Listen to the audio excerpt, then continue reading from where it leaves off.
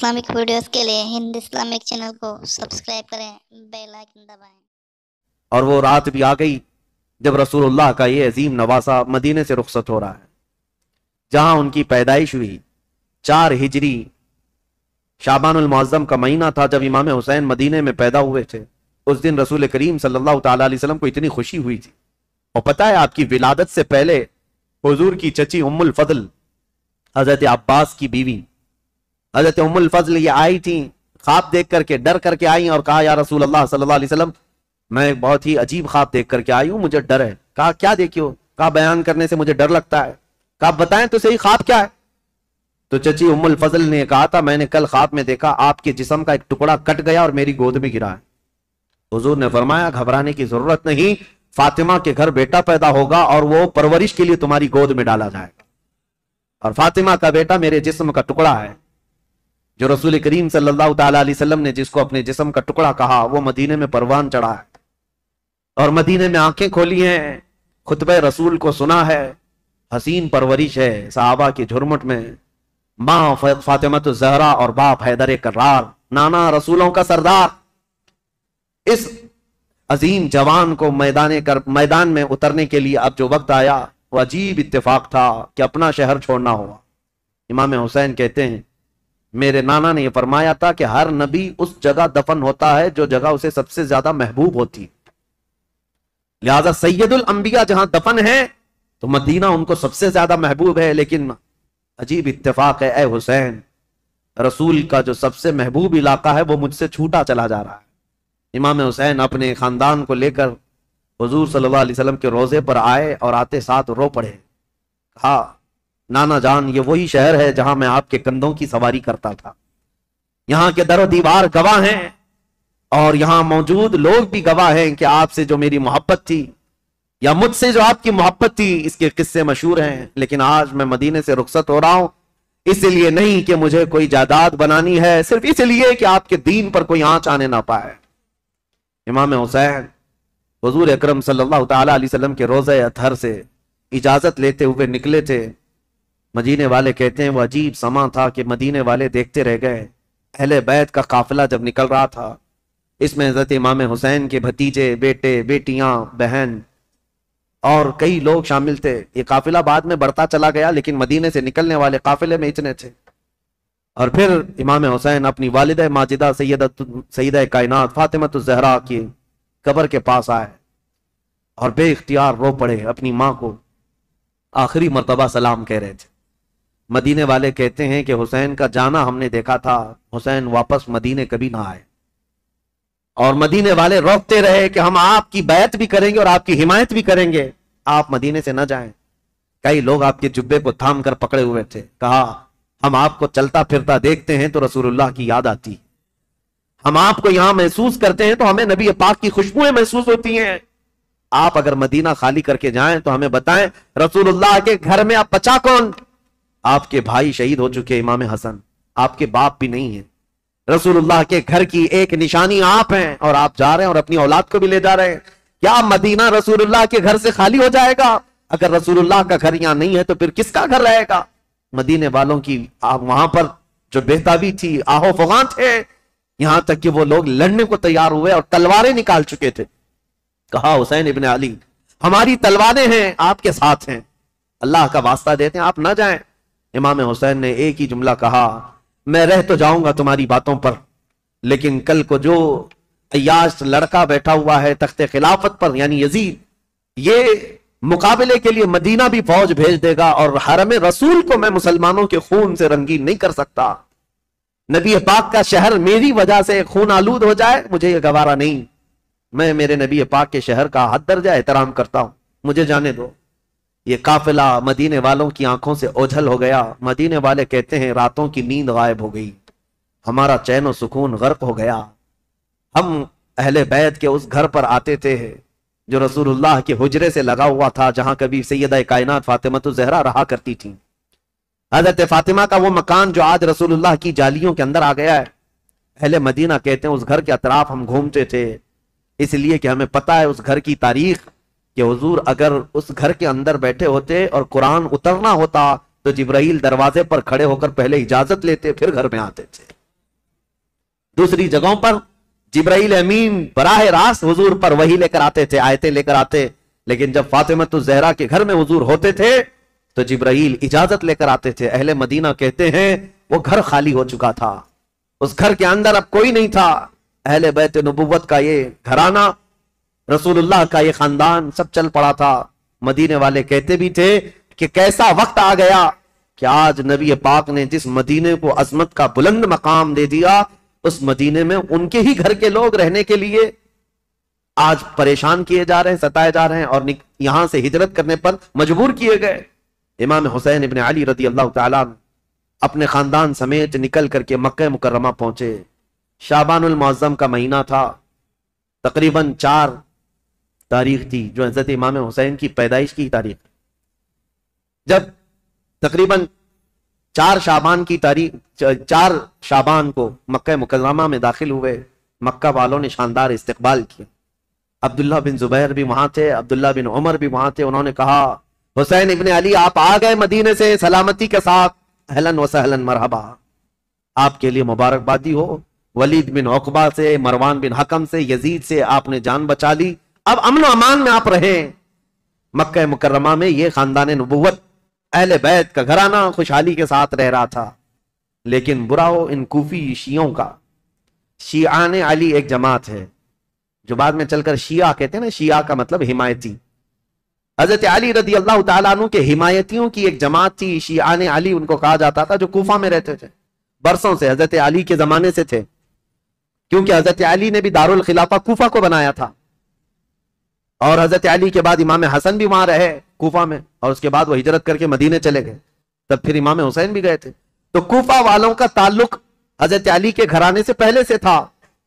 और इमाम हुसैन की ये तारीख मैं आपको बताता हूं कि जब अमीर मुआविया खलीफ यानी हुकूमत कर रहे थे, उस वक्त भी कूफा वाले इमाम हुसैन को खत लिखकर बुला रहे थे कि अमीर मुआविया को माजूल कर देते हैं, आप आ जाइए। इमाम हुसैन ने मना किया, कहा कि मैं फिर से वो अजीम जंगें देखना नहीं चाहता हूं जो मेरे बाप के जमाने में हुई हैं। तो हजरत इमाम हुसैन गए नहीं, अमीर मुआविया के जमाने से कूफा वाले खत लिख रहे थे, आप आ जाइए। अब जब अमीर मुआविया का इंतकाल हो गया और यजीद तख्ते खिलाफत पर बैठ गया, तो कूफा वालों ने एक मीटिंग की। कूफा इराक का एक शहर है, इराक में आज भी वो शहर मौजूद है, और जितने अहले बैत से मोहब्बत करने वाले लोग थे सब जमा हुए और मीटिंग किया। और वो एक शख्स के घर में मीटिंग हुई जिसका नाम मुस्लिम बिन सुर्द बताया गया है। और वो शख्स सारे लोगों को जमा करके कहता है, देखो अमीर मुआविया का तो इंतकाल हो गया और यजीद बेटा है, तुम सबकी राय क्या है? क्या अली के बेटे हुसैन खिलाफत के सबसे ज्यादा हकदार नहीं है? कूफा वालों ने एक जुबान होकर कहा, हाँ, रसूलुल्लाह के नवासे अली इब्न अबी तालिब के बेटे, उनसे ज्यादा हकदार कौन है? तो उन लोगों ने कहा कि हमने ये सुना है कि इमाम हुसैन ने भी यजीद की बैत को कबूल करने से मना कर दिया और वो मदीना छोड़कर मक्का जा चुके हैं। ऐ लोगों, तुम्हारा क्या ख्याल है, हम हुसैन इब्न अली को यहाँ बुला न लें? हम कूफा बुला लेते हैं और यहाँ बुलाकर उनकी खिलाफत को तस्लीम करते हैं, उनके हाथ में बैत कर लेंगे, और फिर धीरे धीरे पूरा हिजाज इमाम हुसैन के हाथ पर बैत कर लेगा, पूरा अरब बैत कर लेगा, और यजीद को हम उतार देंगे तख्ते खिलाफत से। तो कूफा वाले इस बात पर सब इत्तेफाक, और फिर सारे लोगों ने मिल करके खत लिखा इमाम हुसैन के नाम पर। अब्दुल्ला बिन सुबैह हमदानी नाम से एक शख्स था, इसके हाथ में खत देकर भेजे, जिसमें कूफा के बड़े रईस और जिम्मेदार जो लोग थे, वहां के जो सरदार थे, उनकी दस्तखतें थी, उनकी मोहरें लगी हुई थी। यह खत रमजान की 10 तारीख को आया। कहां? मक्का मुकर्रमा में। मक्का मुकर्रमा में इमाम हुसैन के पास यह खत आया तो इमाम हुसैन ने देखा, इसमें यह लिखा हुआ था, कूफा वालों ने लिखा था, अल्लाह की हम्द व सना के बाद, हुजूर की सलात व सलाम के बाद, कहा अमीर मुआविया का इंतकाल हो गया और उनके बाद यजीद जैसा फासिक व फाजिर शख्स बैठा है, लिहाजा हम उसकी इमारत और उसकी खिलाफत को नहीं तस्लीम करते। ए अली के बेटे हुसैन, आप तशरीफ ले आए, हमारे सर पर कोई इमाम नहीं है, आप तशरीफ लाए, हम आपके हाथ पर बैत करते हैं। यह खत का मजमून था। इमाम हुसैन रजी अल्लाह तआला अन्हु ने यह हरम काबा में इस खत को पढ़ा, उसके बाद लोगों से पूछा, अब सुनिए, कोई एक शख्स ने भी इस बात पर रजामंदी का इजहार नहीं किया। जो बड़े साहबा थे उन्होंने कहा कूफा वालों की बात पर कभी यकीन नहीं किया जा सकता, ये गद्दार लोग हैं, धोखा दे देते हैं, ये गद्दार लोग हैं, धोखा देते हैं। आपके बाप को भी कूफा में शहीद किया गया, आपके भाई को भी शहीद किया गया है, अब आप वहां क्यों जाना चाहते हैं? मत जाएं, मक्का आपके लिए अमन व अमान के साथ। حضرت امام حسین نے ان خطوط کو نظر انداز کر دیا، لیکن 2-3 دن کے بعد تقریباً 53 یا 55 لوگ کوفہ سے چل کر کے مکہ مکرمہ آئے، اور طواف کعبہ کے بعد سب امام حسین کے پاس نظر و نیاز لے کر کے آئے، اور اس کے بعد پھر خطوط لے کر آئے، کوفہ والوں کے حالات بتائے۔ امام حسین نے دوبارہ صحابہ سے مشورہ کیا کہ کیا کرنا چاہیے، تب پھر صحابہ نے وہی بات کی، کوفہ والے غدار قسم کے لوگ ہیں، طبیعت کے اندر ان کے استقامت نہیں، کسی ایک بات پر جمتے نہیں ہیں، آپ مت جائیں۔ دوسری مرتبہ بھی امام حسین صبر کر کے رہ گئے۔ رمضان کا مہینہ ختم ہونے کو آیا، تقریباً خطوط کا سلسلہ جاری رہا، اتنے کہ 10,000 کے قریب لوگوں نے امام حسین کو دعوت دی، اور اخیر میں یہ دعوت دی کہ اے حسین ابن علی، کل قیامت کے دن اگر اللہ تعالی ہم سے یہ سوال کر لے کہ فاسق و فاجر معاویہ کے بیٹے سے تم نے بیعت کیسے کی، اس کو امیر کیسے بنایا، تو ہم اللہ کی بارگاہ میں قیامت میں یہ جواب دیں گے کہ اے رب العالمین، ہم نے تو رسول اللہ کے نواسے کو بلایا تھا مگر انہوں نے انکار کیا، تو ہمارے پاس کوئی چارہ نہیں تھا، اس لیے ہم نے یزید کی بیعت کر لی۔ یہ تو ایموشنل بلیک میلنگ ہے۔ بہت سارے لوگ آج ہمیں یوں بولتے ہیں، پروگرام کی تاریخ دے دیجئے نہیں تو پورا علاقہ دیوبندی ہو جائے، پروگرام کی تاریخ دے دیجئے نہیں تو یہاں ایسا ہو جائے۔ میرے عزیزو، تمہارے ذمے بھی تو کچھ ہے، تمہارے ذمے بھی تو کوئی چیزیں ہیں۔ امام حسین نے اس خط کو پڑھنے کے بعد پھر سارے لوگوں سے مشورہ کیا، اور اس کے بعد کہا اب میرے لیے اتمام حجت کرنی ہوگی، یعنی مجھے تو جانا ہی ہوگا، کیونکہ انہوں نے قیامت کا واسطہ دے دیا ہے۔ تو 1000 لوگوں نے مکہ مکرمہ میں آپ کو روکنے کی کوشش کی، آپ نہ رکے، حتیٰ کہ ذی الحجہ کا مہینہ ہے، حج کے لیے سارے قافلے مکہ آ رہے ہیں، مکہ مکرمہ آ رہے ہیں، اور امام حسین یہاں سے نکلنے پر تلے ہوئے ہیں۔ لیکن اس سے پہلے امام حسین رمضان سے لے کر ذی الحجہ تک یہ بحث مباحثہ ہوتا رہا، اور عام بات نہیں ہے، عام بحث و مباحثہ نہیں ہے۔ عبداللہ بن زبیر جو صحابی ہیں نا، امام حسین کی جماعت کے ساتھ لڑنے کو بھی آ گئے تھے۔ یہ محبت کی لڑائی ہے، دشمنی کی نہیں، کہ میں تمہیں مکہ سے باہر جانے نہیں دوں گا، اس کے لیے وہ تلوار نکال کر کھڑے ہو گئے تھے۔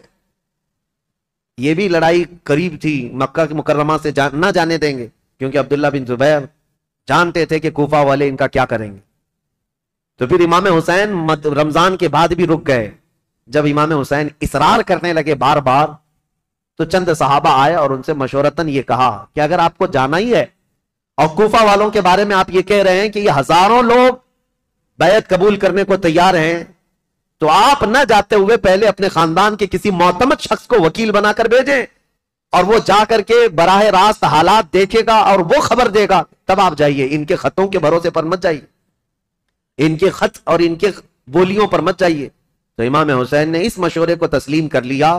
پھر اپنے بھائی مسلم بن عقیل کو، چچیرے بھائی تھے حضرت امام مسلم بن عقیل جو ہیں، یہ حضرت امام حسین کے چچیرے بھائی، حضرت عقیل حضرت علی کے سگے بھائی۔ تو مسلم بن عقیل سے آپ بڑی محبت رکھتے تھے اور معتمد بھی تھے امام حسین کے۔ بلایا اور کہا کہ بھائی تم جاؤ کوفہ، اور میری جانب سے وہاں لوگوں سے بیعت لے لینا وکیل بن کر، اور حالات دیکھ کر کے مجھے خبر کر دینا۔ یہ تاریخ ہے۔ ایک طرف یزید ساری جگہوں پر اپنے سخت گیر حکام کو نافذ کر چکا ہے، بہت جلاد قسم کے گورنروں کو بٹھایا ہوا ہے، اور ایک طرف امام حسین رضی اللہ تعالیٰ عنہ اور ان کے حامیوں کا یہ ایک طریقے سے معاملہ چل رہا تھا، خلافت کو لے کر کے یہ باتیں چلی رہی تھی۔ تو حضرت امام حسین نے جب اپنے بھائی امام مسلم کو بھیجا تو وہ نکلے کوفہ کے لیے، اور جب وہ کوفہ جا رہے تھے تو تاریخ میں موجود ہے امام مسلم بن عقیل کے 2 چھوٹے بچے محمد اور ابراہیم بھی ساتھ ہو گئے، کیونکہ وہ باپ کے بغیر رہتے نہیں تھے۔ امام مسلم بن عقیل اپنے 2 بچوں کے ساتھ کوفہ کے لیے روانہ ہوئے۔ جیسے ہی کوفہ میں آئے، کوفہ والے جوق در جوق امام مسلم کا استقبال کرتے ہیں، اور اتنی بڑی تعداد میں استقبال کیا کہ تقریباً ایک ہی رات میں 12,000 لوگ آپ کے ہاتھ پر بیعت کیے۔ 12,000 لوگ امام مسلم بن عقیل کے ہاتھ پر امام حسین کا وکیل سمجھ کر بیعت کیا، اور جدھر دیکھو ادھر اہل بیت کا نعرہ، محبت علی کا نعرہ، امام حسین کی امارت اور خلافت کا نعرہ، ماحول رنگا رنگ ہے کوفہ کا۔ امام مسلم بن عقیل سیدھے مختار بن عبید، ایک شخص ہے، اس کے گھر جا کر قیام کرتے ہیں۔ مختار بن عبید وہاں سردار کی حیثیت رکھتا تھا، اور اس نے سارے لوگوں کو یہیں پر جمع کیا تھا، اور ساری باتیں یہیں سے چل رہی تھی۔ امام مسلم بن عقیل جیسی گئے تو کوفہ کے اس وقت جو گورنر تھے وہ نعمان بن بشیر، ایک صحابی رسول تھے، یزید کی طرف سے وہ گورنر تھے، نرم دل تھے، اور نہایت ہی عجز و انکساری والے، تواضع والے انسان تھے.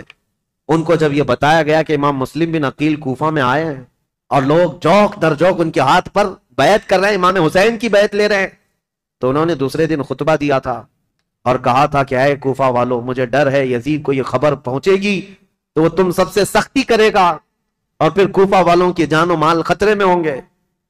تو وہاں پر ایک شخص بیٹھا ہوا تھا جو یزید کا چمچا تھا. اس نے نعمان بن بشیر سے کہا آپ تو بڑے کمزور آدمی ہیں، مسلم بن عقیل کو بلا کر مار ڈالو، ختم کر دو، قتل کر دو، معاملہ ہی ختم ہو جائے گا. نعمان بن بشیر صحابی ہیں، کہتے ہیں اے ظالم تو کس انداز سے مجھے مشورہ دے رہا ہے. کہا تب تو پھر آپ کمزور لوگوں میں، ذلیل لوگوں میں، عزت والے لوگوں میں نہیں ہیں. انہوں نے نعمان بن بشیر نے ایک تاریخی جملہ کہا تھا، مجھے ایسی ذلت گوارا ہے جس میں رب کی عزت ہے، رب کی رضا ہے، اور مجھے ایسی عزت گوارا نہیں جس میں رب کی ناراضی ہو اور کسی کا خون میرے ہاتھ سے رنگا ہو. عزیزان، میرا ہاتھ کسی کے خون سے رنگا ہوا ہو. حضرت نعمان بن بشیر اتر گئے اور یزیدی جو وہاں موجود تھے حامی، انہوں نے خط لکھ کر کے یزید کو پہنچا دیا کہ دیکھو یہاں پر تو مسلم بن عقیل آئے ہیں اور حسین نے خلافت کا دعویٰ کر ہی دیا ہے، جس کا تمہیں خطرہ تھا وہ خطرہ آ گیا، اور کوفہ والے جوک در جوک بیعت کر رہے ہیں. یزید کو کب یہ بات ہضم ہوتی؟ وہ تو کب سے تیاری کر رہا تھا، بلکہ اس کے باپ حضرت امیر معاویہ بھی اس کے تخت خلافت پر بیٹھنے کے لیے تیاریاں کیے ہوئے تھے، کئی لوگوں سے بات چیت کیے ہوئے تھے. حالات سازگار نہیں ہوئے تب تو ان کا انتقال ہو ہی گیا. یزید زور سے، طاقت سے کئی لوگوں کو اپنا ہم نوا بنا رہا تھا، اور جب اسے پتا چلی گیا جس بات کا مجھے خطرہ تھا وہ خطرہ تو آ ہی گیا کہ خلافت کا دعوے دار علی کا بیٹا ہو سکتا ہے، اسے خطرہ تھا. اور حضرت امام حسین کی خلافت کا کوفہ والوں نے پہلے ہی اعلان کر دی. ابھی امام حسین نے اعلان نہیں کیا، کوفہ والوں نے یہ اعلان کر دیا اور اپنے ہاتھ سے سب لوگوں نے بیعت کرنا شروع کر دیا تھا.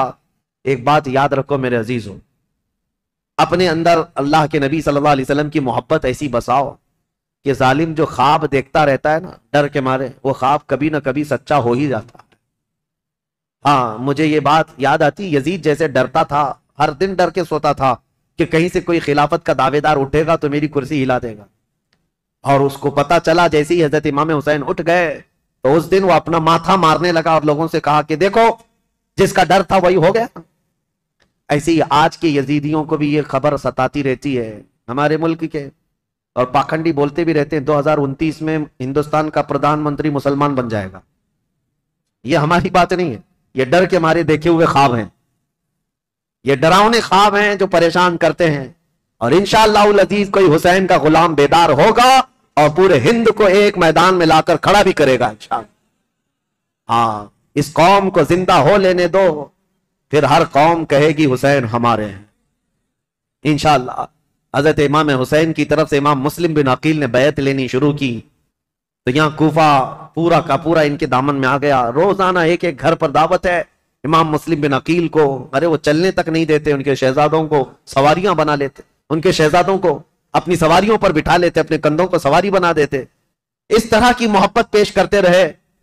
اور پھر امام مسلم بن عقیل نے امام حسین کو خط لکھا کہ حالات بہت اچھے ہیں، کوفہ والے پورے ایک آواز ہو کر آپ کی خلافت کا اعلان کر رہے ہیں، آپ کو جلدی تشریف لانا چاہیے اور آپ کی خلافت کا اعلان ہونا چاہیے. امام مسلم بن عقیل نے خط لکھ کر بھیجا، جس کام کے لیے آپ کو بھیجا گیا تھا وہ کام تو آپ نے کیا، عینی گواہ بھی تھے، آنکھوں سے دیکھا ہوا حال بیان کر دیا. اب امام حسین کے پاس جب یہ خط آیا تو اب مجھے بتاؤ، مکہ والے جو صحابہ امام حسین کو روک رہے تھے مت جاؤ مت جاؤ، امام حسین نے کہا تمہارے مشورے پر میں اپنے بھائی کو بھیجا، میرے بھائی نے بھی وہی خبر دی جو کوفہ والے اپنے خطوں میں لکھ کر کے بھیج رہے تھے. میرے بھائی پر تو مجھے اعتماد ہے، انہوں نے جو دیکھا وہ سچ بتایا. یہ خط تو آیا لیکن یزید کے ہاں سے جو معاملات سنگ دل کے بدلے اس طرح کہ اس نے مروان بن حکم کو بلایا اور پوچھا کہ یہ اس فتنے کو کیسے ختم کریں، یہ بغاوت کو کیسے سرو کریں. تو اس نے مشورہ دیا کہ نعمان بن بشیر یہ کمزور دل آدمی ہے، نرم دل آدمی ہے، اس کو اتار دو. حالانکہ صحابی رسول تھے، کہا اس کو اتار دو. اور عبید اللہ ابن زیاد یہ ایک نہایت ہی ظالم قسم کا جلاد آدمی تھا. اس کی ماں کے متعلق ہی مشہور تھا کہ وہ زنا کرتی یا کرواتی رہی جس سے پیدا ہوا، اور اس کی ظلم کی داستانیں لوگوں میں مشہور تھیں. یہ بصرہ کا گورنر تھا. یزید نے فوراً لیٹر لکھ کر بھیجا کہ یہاں سے عبید اللہ بن زیاد سیدھے کوفہ جائے اور وہاں کے حالات کو اپنے ہاتھ میں کنٹرول کرے۔ عبید اللہ بن زیاد جیسے ہی یزید کا خط آیا وہ کوفہ نکلا۔ کوفہ جب گیا تو بھیس بدل کر کے آیا، چہرے پر نقاب ڈال کر کے مدینے کی طرف، مکہ کی طرف سے جو راستہ آتا ہے اس راستے سے کوفہ میں آیا، کیونکہ کوفہ والے روز اس انتظار میں تھے کہ حیدر کرار کے شہزادے امام حسین تشریف لانے والے، رسول اللہ کے بیٹے کوفہ میں آنے والے، روز انتظار میں تھے کیونکہ امام مسلم نے خط لکھ کر کے بھیج دیا ہے، اب وہ آنے والے۔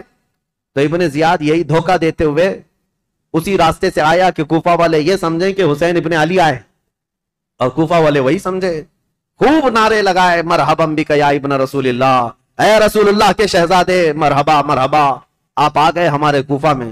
یہ ظالم کچھ بھی نہیں جواب دیتا تھا، پردہ ڈالے ہوئے جلوس میں چلتا رہا اونٹنی پر بیٹھ کر، اور جب دارالخلافہ پہنچا یا گورنر ہاؤس پہنچا تو وہاں پہنچتے ہی گورنر ہاؤس میں اندر گیا، دروازہ بند کیا، چھت پر کھڑے ہو کر پھر خطبہ دیا اور کہا ہے لوگوں، یہ علی بن ابی طالب کا بیٹا حسین نہیں، میں عبید اللہ بن زیاد یزید کی طرف سے نیا گورنر بن کر آیا ہوں، نعمان بن بشیر کو معزول کیا جاتا ہے، آج سے کوفہ کے سارے معاملات میرے ہاتھ میں ہوں گے۔ کوفہ والے جو استقبال کرنے کے لیے آئے تھے ان کو سخت ترین خطبہ دیا، کہا ہے لوگوں سنو، جو سختی کرے گا اس کے ساتھ ہم سختی کریں گے، اور جو یزید کی بیعت کو انکار کرے گا ہم اس کو قتل کریں گے، باغیوں میں اس کا شمار ہوگا، اور جو کسی باغی کی حمایت کرے گا ہم اس کے ساتھ بھی سختی کا معاملہ کریں گے۔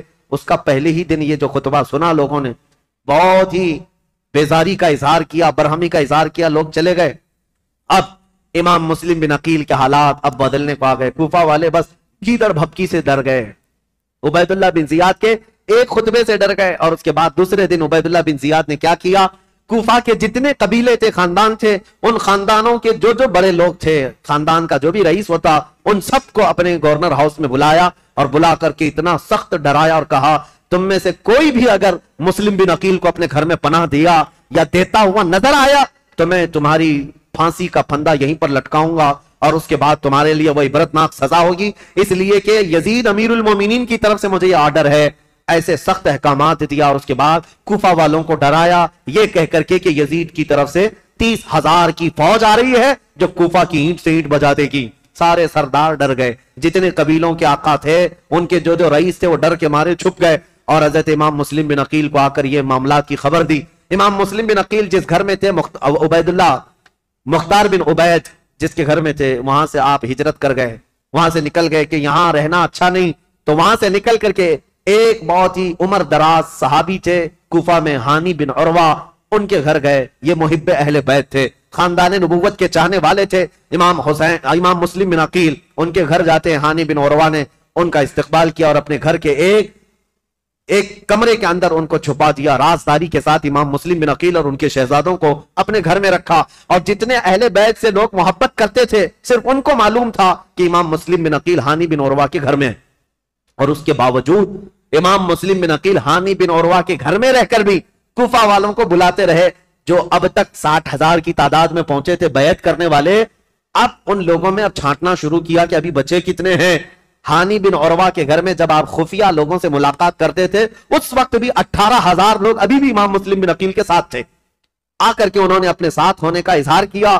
امام مسلم بن عقیل نے کہا کہ اب بھی حالات صحیح ہیں، کچھ بدلے تو کیا ہوا، کچھ تو موجود ہیں، امام حسین کو آنا چاہیے۔ دوسرا خط بھی انہوں نے لکھا کہ حالات قابو میں آنے کے لائق ہیں، آپ تشریف لائیں۔ دوسرا خط بھی گیا امام حسین کو، لیکن اب امام مسلم بن عقیل کی تلاش شروع کر دیا عبید اللہ بن زیاد۔ یہ ہر جگہ لوگوں سے پوچھنے لگ گیا کہ مسلم بن عقیل جو آئے ہیں حسین کی طرف سے وکیل بن کر، وہ کس کے گھر میں چھپے ہوئے، کوئی بتانے کو تیار نہیں تھا۔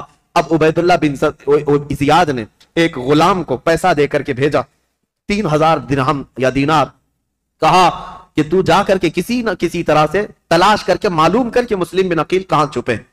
اب وہ روزانہ گھومتا تھا اور جو اہل بیت سے محبت کرنے والے ہیں وہ جانتا تھا، تو ایک مسلم بن اوسجہ اسدی رضی اللہ تعالیٰ عنہ محب اہل بیت سے مسجد میں عبادت میں رہتے، ان کے پاس گیا یہ غلام جس کا نام معقل تھا، یہ گیا اور کہا جا کر کے مجھے مسلم بن عقیل سے ملنا ہے۔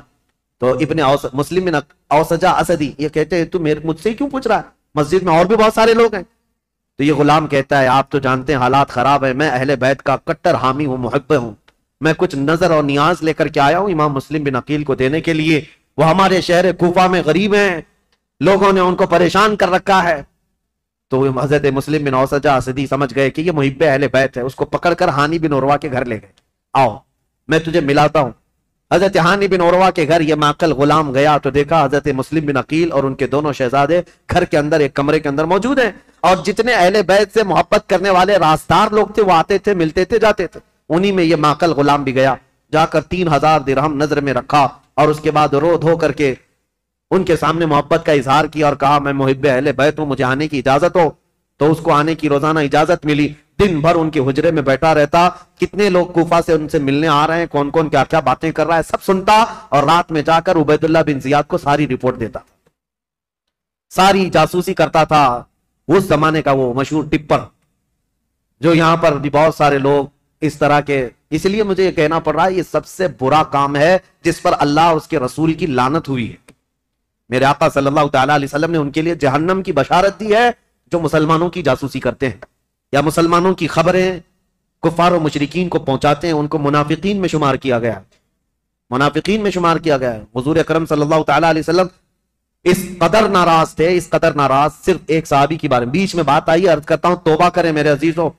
मैं मुंबई के एक इलाके जहां घनी आबादी है मुसलमानों की, नाम नहीं जिक्र कर रहा हूं क्योंकि रिकॉर्ड होता है और हर जगह चीजें पहुंचती हैं। एक घनी आबादी का इलाका है, वहां जाने के बाद एक हाजी साहब है, उनसे मुलाकात हुई तो लोगों के कारोबार पूछ रहे थे। तो उसमें उन्होंने कहा कि यहाँ के अक्सर मुसलमानों का जो कारोबार है वो टिप देना है, पुलिस को टिप देना है, इसी पर इनकी रोजी रोटी चलती है। और कुछ जो है झूठे फर्जी कागजात पर फ्लैटों की खरीदो फरोख्त करते हैं, टोपी डालते हैं, यही कारोबार है। नौज़ बिल्लाह मिन ज़ालिक। इन बातों में हमारी कौम को सबसे ज्यादा बदनाम किया गया है या होगा। 500 रुपये 1000 रुपये के लिए क्या कोई अपनी कौम बेच देगा? कोई अपनी कौम बेच देगा? मेरे अजीजों, तुम हरगिज ये मत समझना कि तुम्हारी खबरें देने से तुम उनके सामने अजीज बन जाओगे। वो ऐसे कुत्ते हैं कि एक शिकार के बाद दूसरा शिकार तुम ही होगे, तुम्हारा ही नंबर हो। और मैं जो बात अर्ज कर रहा था हदीस, वो अर्ज करके आगे बढ़ता हूं। एक सहाबी हजरत अबू लुबाबा, यहूदियों के मुतालिक हुजूर ने रात में मीटिंग की थी कि इनके साथ क्या करना है। सारे सहाबा का इत्तेफाक हो गया था। यहूदी चूंकि धोखा दिए थे मदीने वालों को, मीटिंग में बात पास हो गई कि क्या करना है, लेकिन हुजूर ने रात में यह कहा था कि कोई भी इस बात की खबर बाहर नहीं पहुंचाएगा, यह रसूलुल्लाह का राज है। लेकिन हजरत अबू लुबाबा साहबी ये बाहर जा रहे थे, यहूदियों ने उन्हें पकड़ लिया। पुरानी दोस्ती थी, बचपन की दोस्ती थी। कहा अबू लुबाबा, सुना है रसूलुल्लाह ने कुछ मीटिंग की है हमारे बारे में, क्या मशवरा हुआ है? कहा नहीं बताऊंगा, हरगिज नहीं बताऊंगा, अल्लाह के रसूल का राज है। तो उन पर प्रेशर डालने लगे, पुरानी दोस्ती का वास्ता देते हुए, बचपन की दोस्ती है, कुछ तो बताओ, अच्छा इशारा तो बताओ। मेरे अजीज, आज तो जानबूझ करके पूरा अपना प्रोफेशनल और अपना कारोबार बनाए हुए लोग हैं। वो तो हजरत अबू लुबाबा गलती से उनके हाथों लग गए, तो उन्होंने इशारे से सिर्फ यूं कहा था कि तुम्हारा हो जाएगा काम होने में। और यहूदी रातों रात पूरा मदीना खाली करके भाग गए। दूसरे दिन हुजूर को खबर हुई, हुजूर ने बुलाया, पूछा कि किसने खबर की हमारे रात की बात को? तो हजरत अबू लुबाबा कहते हैं खड़ा हो गया, क्योंकि पता है ना भी बताता तो मुखबिर सादिक सल्लल्लाहु अलैहि वसल्लम को हर बात की खबर है। हजरत अबू लुबाबा खड़े हो गए, कहा या रसूल अल्लाह, ये जुर्म मेरा है, लेकिन मैंने जानबूझ करके आपका राज इफ्शा नहीं किया और ना ही मुसलमानों की कोई बात जानबूझकर यहूदियों को बताया। मैं तो रास्ते पे जा रहा था और अचानक उनके हत्थे चढ़ गया। उन्होंने मुझे बचपन की दोस्ती याद दिलाई और बहुत ज्यादा दबाव डाला, मैंने इशारा किया था बस। जानते हो इस बात पर मेरे आका ने क्या फरमाया? नबी पाक सल्लल्लाहु तआला अलैहि वसल्लम खड़े हो गए, सारे मदीने के सहाबा से कहा, आज के बाद से अबू लुबाबा से कोई मुसलमान न सलाम करेगा न मुसाफा करेगा। हुजूर पाक ने फरमाया मुकम्मल तौर पर अबू लुबाबा का बाइकाट करो, कोई सलाम भी नहीं करेगा, मुसाफा भी नहीं करेगा। हजरत अबू लुबाबा के मुतालिक इतना सख्त हुक्म हुजूर ने फरमाया। और आज भी मदीने तैयबा मस्जिद नबवी जाओगे, वहां सुतूनों में, मस्जिद के अंदर जो सुतून है ना, उन सुतूनों में एक सुतून हजरत अबू लुबाबा के नाम से है। अबू लुबाबा ने क्या किया, अपनी बीवी को बुलाया और कहा अब मैं जीने के काबिल नहीं हूं, मुझे इस खंबे से बांध देना जब तक मेरी तौबा कबूल ना हो। उनको रस्सी से उनकी बीवी बांध कर चली जाती।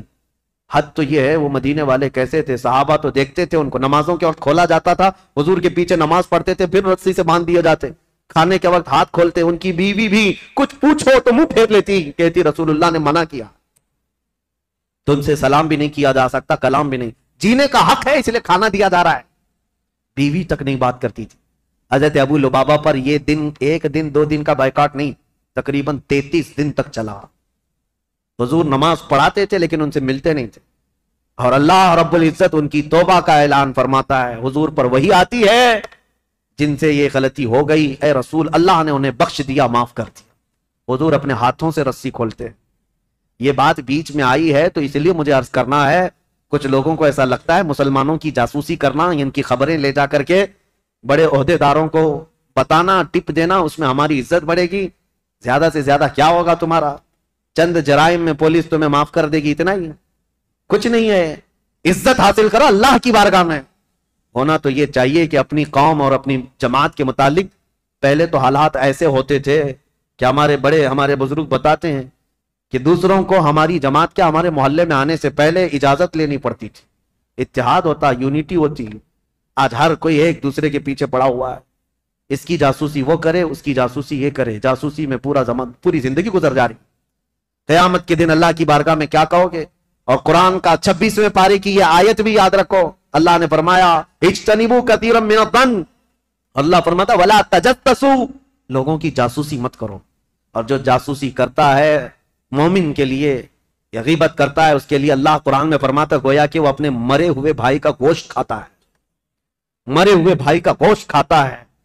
میں ان سب سے کہوں گا ظالموں، مردہ کھانے والوں، توبہ کر لو، ابھی دن باقی ہیں، ابھی دن باقی ہیں۔ تم نے جن لوگوں کو ذلیل کرنے کے لیے آج تخت پر بیٹھے ہوئے لوگوں کی رضامندی حاصل کرنے کے لیے مسلمانوں کی خبریں لے جا کر پہنچاتے ہو، دن بدلیں گے، وقت بدلے گا، پھر تمہاری حالت ایسی ہوگی نہ تم اپنی قوم کے ہوگے نہ کسی اور قوم کے ہوگے، تمہیں منافقین میں شمار کیا جائے گا۔ توبہ کر لو۔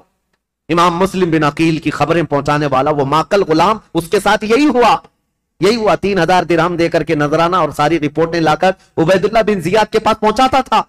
عبید اللہ بن زیاد ساری باتیں سنتا رہا اور ہانی بن عروہ کو ایک دن بلا لیا، کہا ہانی بن عروہ سے اس کے پرانے تعلقات تھے، لیکن ہانی بن عروہ جب سے وہ آیا تھا ملنے نہیں گئے تھے۔ بلایا اچانک گورنر ہاؤس پہ، کہا کیا بات ہے ہانی بن عروہ، ہم سے ملاقات نہیں کر رہے ہو؟ کہا میں بیمار تھا اس لیے نہیں آیا۔ کہا بیمار نہیں، تم تو فتنوں میں مبتلا ہو، امیر المومنین کے خلاف فتنہ کرنے کا گھر کو اڈا بنا رکھا ہے، مسلم بن عقیل کو تم سہارا دیے ہوئے ہو، روزانہ پلاننگ کرتے ہو اپنے گھر میں اور خلافت کے خلاف لوگوں کو بغاوت پر ابھار رہے ہو۔ حضرت ہانی بن عروہ نے کہا ایسا تو نہیں کر رہا میں۔ تو اس نے وہ غلام کو سامنے پیش کیا، کہا اس کو پہچانتے ہو؟ کہا ہاں یہ تو محب اہل بیت ہے۔ وہ ماکل بن یسار جو غلام تھا، اس نے کہا میں کوئی محب اہل بیت نہیں، میں عبید اللہ بن زیاد کا سپاہی ہوں، میں ان کی طرف سے آیا کرتا تھا۔ ہانی بن عروہ دیکھ کر دنگ رہ گئے، مسلمان کو اگر کسی نے ڈنک مارا ہے تو دوسرا مسلمان ہی مارا ہے۔ اکثر یہی ہوا ہے تاریخ میں، جب تک اپنا کوئی گھر کا بھیدی نہیں ہوتا تب تک کوئی دشمن ہم پر غالب نہیں ہوتا۔ پوری تاریخ میں دیکھیں آپ، یہی ہوتا رہا ہے۔ ہانی بن عروہ نے کہا تو اب یہ تیری جاسوسی تھی تو سن لے، حقیقت بات یہ ہے مسلم بن عقیل خود آئے ہیں میرے گھر اور وہ اہل بیت سے ہیں، میں ان کو منع نہیں کر سکتا، اس لیے میں اپنے گھر میں رکھا ہوں۔ مسلم بن عقیل کی ابھی یہ بات چل رہی تھی، کوفہ میں یہ بات گردش کرنے لگ گئی کہ وہ قبیلہ بنی مزعج کے تھے، ایک قبیلہ تھا بنی مزعج، اس قبیلے کے ہانی بن عروہ سردار تھے، مشہور ہو گئی، ہانی بن عروہ کا قتل ہو گیا، ان کو مارا گیا۔ تب سارے ان کے خاندان کے لوگ اور سب کے سب جمع ہو گئے، یہ تعداد بھی قریب 12,000 کی تھی۔ امام مسلم بن عقیل اس میں باہر نکل کر کے آگے، کوفہ کے جتنے لوگ ہیں ان کو لے کر گورنر ہاؤس کا گھیراؤ کر لیا، سب کو باہر جمع کر لیا۔ امام مسلم بن عقیل نے کہا اس وقت تک نہیں جائیں گے جب تک ہانی بن عروہ کے قتل کے بارے میں ہم ابن زیاد سے بدلہ نہ لیں گے۔ کوفہ والے نعرہ لگاتے ہوئے آ گئے۔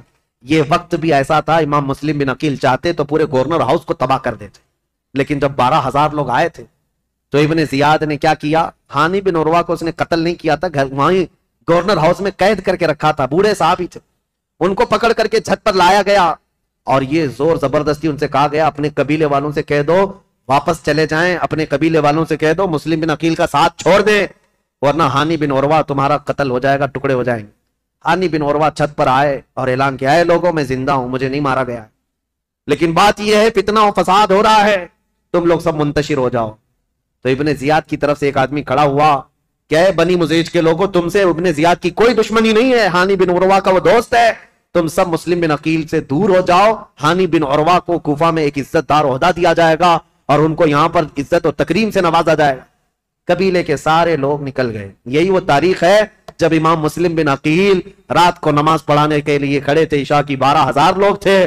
رات بھر یہ قضیہ چلتا رہا اور سارے قبیلے بنی مزیج کے اور کوفہ والے چھوڑ کر کے جاتے رہے. صبح کے وقت امام مسلم بن عقیل کے پیچھے فجر میں صرف 3 لوگ باقی تھے. 3 لوگ باقی رہ گئے. تاریخ میں ایسا باپ کبھی سنا ہے اپنے؟ 12,000 لوگ ایک بیت چھوڑ کر کے جائیں اور 3 لوگ باقی رہ جائیں. یہ رسول اللہ کے خاندان والوں کا بہت عظیم امتحان تھا. امام مسلم بن عقیل نے دیکھا کہ سارے چھوڑ کر چلے گئے. لیکن ہوا کیا؟ سب کے جانے کے بعد حضرت امام مسلم بن عقیل اب تیسرا گھر ڈھونڈنے والے تھے کہ کسی کے گھر تو رکوں جا کر.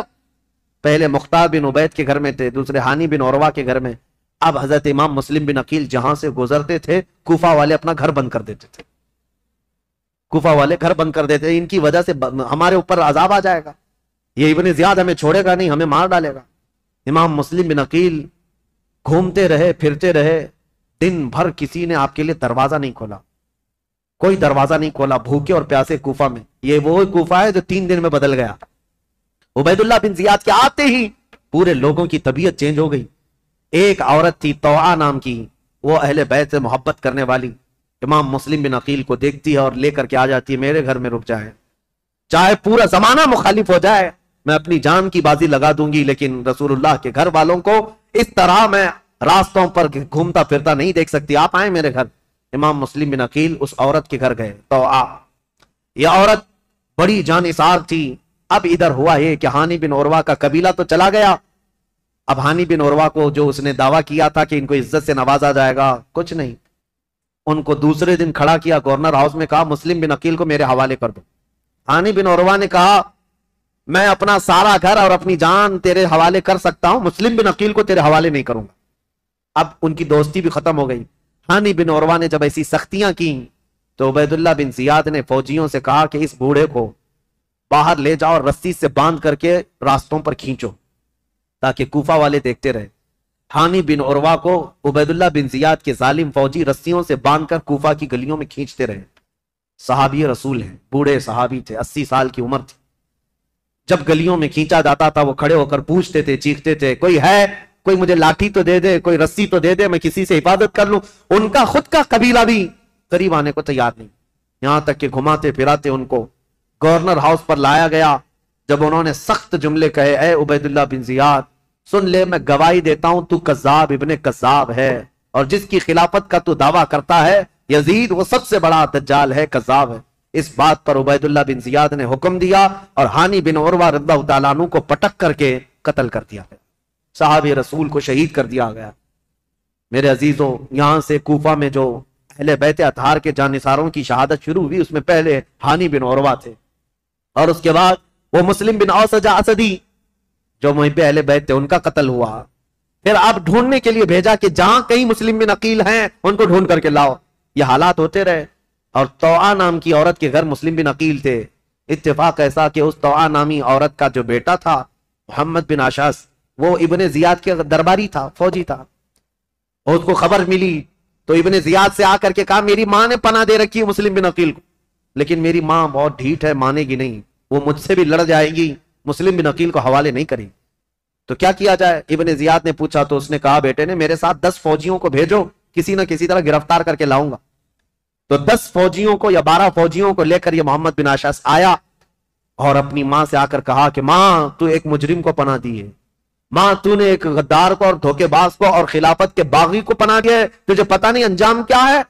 طوعا باہر نکلی اور کہا مجھے افسوس ہے اس دن پر جس دن میں نے تجھے دودھ پلایا تھا, اس دن پر مجھے افسوس ہے, اور تو کہتا ہے میں نے باغی کو پناہ دی ہے. نہیں, در حقیقت میں نے رسول اللہ کے گھر کو اپنے گھر میں بسایا ہے, میں نے رسول اللہ کے گھر کو اپنے گھر میں بسایا ہے. مسلم بن عقیل تیرے حوالے نہیں ہوں گے. اپنے بیٹے سے وہ لڑ گئی. اب یہ 12 لوگ امام مسلم بن عقیل کو پکڑنے آئے تو پہلی مرتبہ امام مسلم بن عقیل کو تلوار نکالنی پڑی. کوفہ میں پہلی مرتبہ جب تلوار نکالی تو یہی 10-12 سے آپ کا مقابلہ ہوا. اور یہ 10-12 کیا, یہ حیدر کرار رضی اللہ تعالیٰ عنہ کے گھر کا شیر ہے. مسلم بن عقیل کی تلوار چمکتی تھی اور سامنے وہ بھاگے پھرتے تھے کتوں کی طرح, کوئی پکڑنے کو آتا نہیں تھا. یہاں تک کہ ایک شخص قریب آیا اور امام مسلم بن عقیل پر حملہ کرنے لگا. آپ کا اس کی تلوار منہ پر گری جس سے آپ کا ہونٹ کٹ گیا. امام مسلم بن عقیل کا ہونٹ کٹ گیا. امام مسلم بن عقیل سخت شدت کی دھوپ ہے اس دن. طوعا نامی خاتون سے کہتے ہیں اے محب اہل بیت، جانثاران اہل بیت کی خاتون، مجھے تھوڑا پانی دے دے، میں پانی پیوں گا اور ان کا کام تمام کروں. خاتون پانی لائی، ایک کھٹورے میں پانی لائی. امام مسلم بن عقیل پانی کے لیے جیسی کھٹوری آگے کرتے ہیں، خون پورا اس پانی میں گرتا. آپ نے پانی پھینک دیا کہ خون کا قطرہ پانی میں مل جائے تو حرام ہے، پانی نہیں پیا جا سکتا، خون پینا حرام ہے. دوسری کھٹوری لائی گئی. آپ جب لبہوں کے قریب لگاتے اس میں بھی خون ٹپکتا تھا. آپ نے وہ پانی بھی چھوڑ دیا، کہا صاف پانی پینا مسلمان کے لیے حلال ہے، خون جس پانی میں مل جائے وہ حرام ہے، میں حرام پانی اخیر وقت نہیں پی سکتا. تیسری مرتبہ لایا گیا، تیسری مرتبہ بھی وہ کھٹوری خون سے لال ہو گئی. آپ نے رکھ دیا اور کہا شاید اب میری زندگی میں دنیا کا پانی نہیں ہے. امام مسلم بن عقیل لڑنے کے لیے پھر باہر آئے تو ان ظالموں نے کیا کہا، محمد بن اشعث وغیرہ نے کہا مسلم ہم تم سے لڑنا نہیں چاہتے، امان دیتے ہیں. ایک شخص اس میں سے کہا میں امان دیتا ہوں، بس بات اتنی ہے کہ تم چلو عبید اللہ بن زیاد کے سامنے، تمہارے آمنے سامنے گفتگو ہو جائے. ہم اتنا ہی کہتے ہیں. جیسے آج بھی آتے ہیں نا پولیس والے، صرف بات کرنا ہے، بات کرنے کے لیے جانا ہے. امام مسلم بن عقیل سے کہا صرف بات کرنے کے لیے چلو. اور اس وقت عربوں میں امان دینے کا مطلب یہ ہوتا ہے کہ پھر جنگ نہیں ہوتی، اور اس کے لیے جس نے امان دیا وہ تلوار اٹھا لیتا. عرب میں یہ دستور تھا. تو امام مسلم بن عقیل نے اپنی تلوار چھوڑ دی، کہا چلو ٹھیک ہے تم نے امان دے دی، میں چلتا ہوں ابن زیاد کے پاس گفتگو کروں گا. جب جانے لگے اور اس وقت جیسے ہی ان کی بگی میں بٹھایا گیا، گھوڑے پر بٹھایا گیا، تو ظالموں نے پیچھے سے ان کے ہاتھ باندھنا شروع کر دیا. امام مسلم بن عقیل کے ہاتھ باندھے. آپ نے پوچھا جب تم نے امان دے دیا اور صرف بات ہی کرنا ہے تو پھر یہ ہاتھ باندھنا کیوں شروع کیا، یہ پہلی غداری ہے تمہاری. کہا نہیں ابن زیاد کے پاس چلو. جب وہاں پہنچے تو آپ کو اس انداز سے نہیں لے جایا گیا جیسے بلایا گیا تھا، کھینچ کر کے بے عزتی کے ساتھ لایا گیا، عبید اللہ بن زیاد کے سامنے لایا گیا. اب یہ جو مکالمہ ہوا ہے، جو گفتگو ہوئی ہے، ابن زیاد نے اب گفتگو شروع کی اور کہا اے مسلم بن عقیل کیا تم یہ فتنہ پروری کر رہے ہو؟ یہاں کے لوگ امن و امان میں تھے، یہاں کے لوگ حسب عادت بہت اچھے مزاج کے تھے، اور تم نے آ کر فتنہ ڈال دیا اور حقیقی خلیفہ کے خلاف بغاوت کیا. امام مسلم بن عقیل نے کہا نہ ہم فتنہ کرنے کے لیے آئے اور نہ یہاں کے لوگ امن و امان میں تھے. ہم کو یہ خبر دی گئی کہ یہاں تیرے باپ کی حکومت ظلم کے ساتھ قائم کی گئی ہے اور ان کے ساتھ کوفہ والوں کے ساتھ ظلم ہوتا تھا. ہم ان کو زمانے رسول کی خلافت یا زمانے رسول کی حالت پر لانے کے لیے اپنا شہر چھوڑ کر آئے ہیں. تو ابن زیاد نے کہا اے مسلم بن عقیل تم کو اتنی فکر ہو گئی، تم تو مدینے میں شراب پینے والے لوگ. مسلم بن عقیل نے مسکرا کر کہا پورا زمانہ گواہ ہے، رسول اللہ کا گھرانہ شراب تو دور کی بات، میری کھٹوری میں خون کا قطرہ گرا تھا، میں نے وہ پھینک دیا ہے. شراب کی بات کرتا ہے، شراب تو تجھ جیسا آدمی پیتا ہے اور تیرا امیر پیتا ہے یزید، جو مسلمانوں کی خون پر اپنی کرسی بچھایا ہوا ہے. یہ باتیں سخت ہو گئی امام مسلم بن عقیل کی اور ابن زیاد کی. ابن زیاد نے کہا کہ مسلم ابھی تمہارے پاس وقت ہے کہ تم یزید کی امارت اور اس کی خلافت کو تسلیم کر لو تو ہمارے درمیان بات بن جائے گی. ابن زیاد نے جیسے ہی کہا، مسلم بن عقیل نے کہا تو ہم سے اس بات کا وعدہ لینا چاہ رہا ہے جو قیامت تک ہونے والا نہیں ہے، جو قیامت تک ہونے والا نہیں ہے، اور ہماری زندگیاں کیا ہماری نسلیں ختم ہو جائیں گی، لیکن جس بات پر تو عہد لینا چاہتا ہے وہ ممکن نہیں ہے. ابن زیاد نے تلوار نکالی اور کہا اگر وہ ممکن نہیں ہے تو پھر میری تلوار سے تمہارا مقابلہ ممکن ہے. مسلم بن عقیل نے کہا میں نہیں کہتا تھا کہ تجھ جیسا خون پینے والا ہی شرابی ہے اور تیرے لیے ہی یہ سزاوار ہے کہ تو ہی مسلمان کے خون سے اپنے آپ کو آلودہ کر سکتا ہے. یہ گفتگو ہوتی رہی کوفہ کے گورنر ہاؤس میں. عبید اللہ بن زیاد نے امام مسلم بن عقیل کو پیچھے ہاتھ باندھ کر اوپر چھت پر لے جانے کا حکم دیا. جلاد کو بلایا اور جلاد کو بلانے کے بعد امام مسلم بن عقیل کی ہڈیاں توڑی گئیں، آپ کی ہڈیاں توڑی گئیں، اور اس کے بعد امام مسلم بن عقیل کو قتل کر کے گورنر ہاؤس کے اوپر سے پھینکا گیا. آپ کا سر مبارک الگ اور جسم مبارک الگ پھینکا گیا تھا. انا للہ و انا الیہ راجعون. یہ خاندان نبوت کے پہلے شہید ہیں، پہلے شہید کوفہ میں جنہوں نے دم توڑ دیا. لیکن جانتے ہو گورنر ہاؤس میں مسلم بن عقیل کی یہ حالت تھی کہ جب آپ کے ہاتھ باندھ کر کے آپ کو اوپر لے جایا جا رہا تھا تو کئی لوگ وہاں موجود تھے. ان کی طرف دیکھ دیکھ کر کے امام مسلم بن عقیل کہہ رہے تھے اے لوگوں دنیا کا یہ دستور ہے، کیسر اور کسرا جیسے ظالم بادشاہ بھی جب کسی کو پھانسی دیتے تو پھانسی دینے سے پہلے اس سے پوچھ لیتے تیری کوئی خواہش ہے تو بتا دے، یہ کیسی حکومت تمہاری آ گئی، کیا مجھ سے کوئی پوچھنے والا نہیں ہے؟ تو لوگ کہتے اگر کوئی چیز چاہتے ہو تو بتاؤ۔ امام مسلم بن عقیل یہ کہہ رہے تھے میں یہ نہیں چاہتا کہ میرے بچوں کی دیکھ بھال ہو، میں یہ نہیں چاہتا کہ میرے گھر بار میری جائیداد کا خیال ہو، میں یہ بھی نہیں چاہتا کہ میرے بعد میری خبر مدینے پہنچائی جائے، بس اتنی خواہش ہے میری موت سے پہلے حسین ابن علی کو یہ پیغام پہنچا دو کہ وہ کوفہ جیسے بددیانت شہر میں کبھی نہ آئے، میرا یہ پیغام پہنچا دو کہ وہ اس شہر میں نہ آنے پائیں، اس لیے کہ اس نواز رسول کے ساتھ اگر ایسا ہوا جیسا میرے ساتھ ہو رہا ہے تو قیامت کے دن میں ان کو کیا منہ دکھاؤں گا۔ حسین اگر مجھ سے یہ پوچھے کہ اے مسلم تمہارے خط کی وجہ سے میں آیا تھا اور میرے ساتھ کوفہ والوں نے کیا کیا، اگر حسین ابن علی مجھ سے یہ پوچھ لیں تو میں کیا جواب دوں گا، اس لیے کہ اب تک میں 2 خط لکھ چکا ہوں کہ کوفہ کے حالات بڑے اچھے ہیں، اس لیے اے لوگوں میرا یہ پیغام پہنچا دو حسین ابن علی کوفہ کی طرف نہ آئیں۔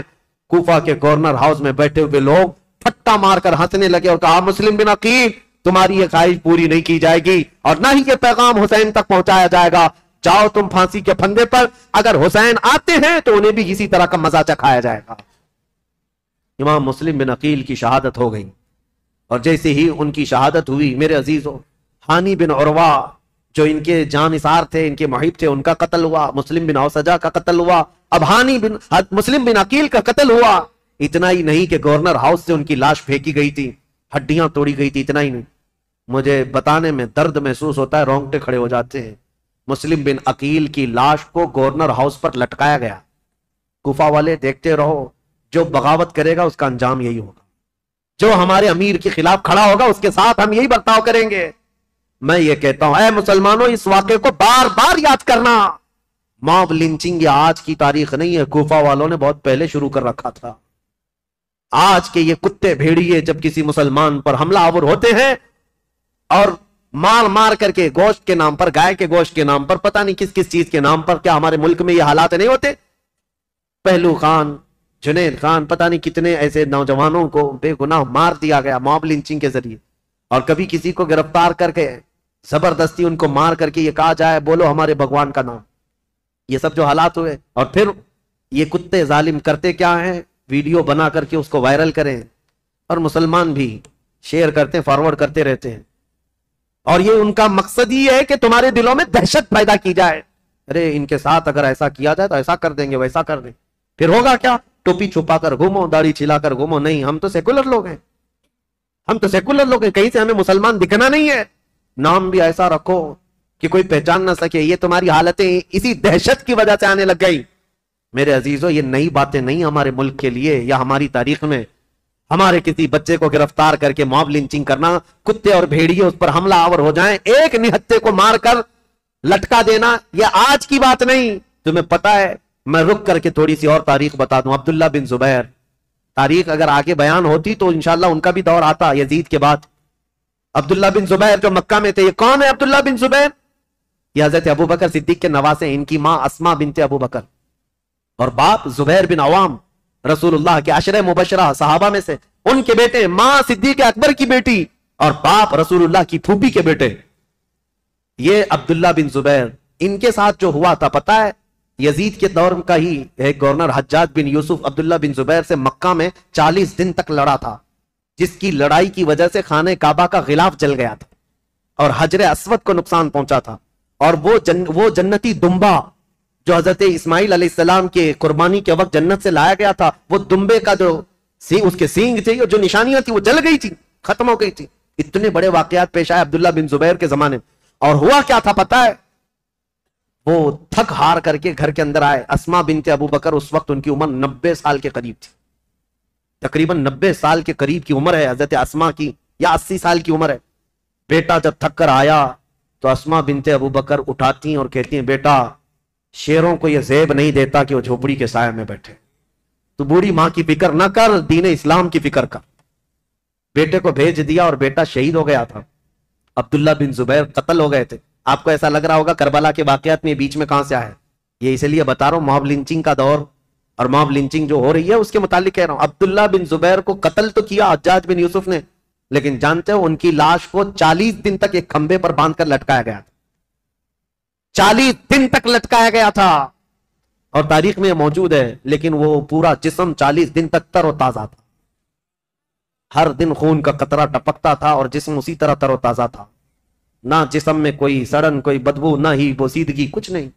اب جو بات کہنے کی ہے امپورٹنٹ وہ یہ ہے، بوڑھی ماں اسما بنت ابو بکر روزانہ لاٹھی پکڑ کر آتی تھی، ہر دن اپنے بیٹے کو دیکھتی تھی اور گھر جاتی تھی۔ لاش لٹکی ہوئی ہے اور ماں روزانہ دیکھتی تھی اور گھر جاتی تھی۔ 40 دن گزرنے کو آئے، تب اسما بنت ابو بکر نے کیا کہا تھا پتا ہے؟ اپنی لاٹھی پکڑ کر کے کہا تھا، 80-90 سال کی خاتون، اے مکہ والو، اس دولہے کا سواری سے اترنے کا وقت کب آئے گا؟ کیا ابھی وہ وقت نہیں آیا کہ یہ دولہا اپنی سواری سے اتر جائے؟ بیٹے کی لاش کھمبے سے لٹکی ہوئی ہے، لیکن ماں اس وقت تک ہمت نہیں ہارتی، لوگوں سے کہتی ہے میرا بیٹا دولہا ہے اور سواری پر سوار ہے۔ پھر 40 دن کے بعد ان کی لاش کو لا کر دفن کیا گیا تھا۔ یہ باتیں اس لیے میں عرض کر رہا ہوں کہ تمہارے جذبے جوان رہیں۔ ہمارے لیے موت، ہمارے لیے کسی کا کٹ جانا، مر جانا ہمارے حوصلوں کو توڑنے والا نہیں ہونا چاہیے۔ اسی لیے اکثر میں تقریروں میں کہتا ہوں، ان ظالم بھیڑیوں سے اور کتوں سے یہ بتاؤ، اگر میری گردن کل کو کاٹ دی جاتی ہے، مجھے پھانسی پر چڑھایا جاتا ہے، یہ ہرگز مت سمجھنا کہ تم نے اسلام کو ختم کر دیا یا اسلام کا نقصان پہنچا دیا یا مسلمانوں کو ختم کر دیا، ہرگز نہیں۔ ہمارا تو یہ ماننا ہے اسلام زندہ ہوتا ہے ہر کربلا کے بعد۔